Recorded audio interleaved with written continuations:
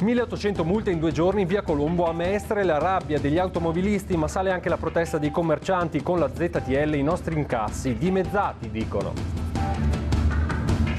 E ora cambiamo argomento, 1800 multe in soli 2 giorni. La ZTL di via Colombo sta mietendo molte vittime tra gli automobilisti per la rabbia appunto degli automobilisti stessi, ma anche dei commercianti della zona e la felicità ovviamente delle casse comunali. Nonostante le proteste, dall'amministrazione arriva un no secco al congelamento delle contravvenzioni di questi primi giorni. Sentiamo.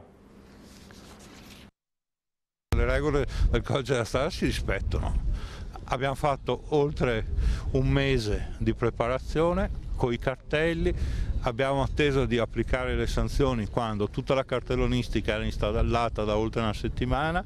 Per Marco Agostini, direttore generale del Comune di Venezia, chi è passato in via Colombo non ha scuse, l'informazione c'è stata e i cartelli sono chiari. 1800 contravvenzioni in 2 giorni sono però un numero impressionante, così come i circa 140.000 euro che incasserà il Comune grazie a queste multe. L'impressione è che i cartelli non siano di facile comprensione, le telecamere poi non sono piazzate all'estremità di via Colombo ma in mezzo, dove non sono visibili da chi imbocca la via. Chi arriva in macchina all'incrocio è scettico. Per me no, si scorrerebbe di più secondo me. Per i residenti è un disastro perché bisogna fare il giro del mondo per uscire. Male, malissima, facciamo il giro.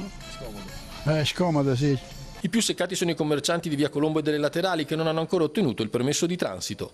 Mi devo parcheggiare distante, anche se devo fare carico e scarico non lo so come fare, rischio sempre. Con questa situazione i negozi dovranno chiudere. Loro lo fanno solo per far cassa, ma non aiutano i commercianti, non aiutano nessuno. Uno che deve venire in un negozio non può parcheggiare a 1 chilometro di distanza, non viene e siamo destinati a chiudere qui la zona.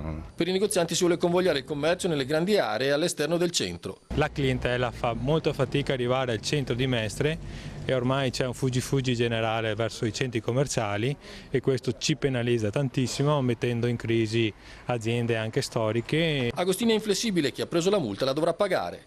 È stato fatto tutto quello previsto dal codice della strada, la gente deve rispettare il codice della strada. E noi abbiamo fatto una buona azione evitando ad un automobilista ignaro di prendere la multa. Dritto non può andare. Giro a destra, grazie. Altrimenti avrebbe tirato dritto.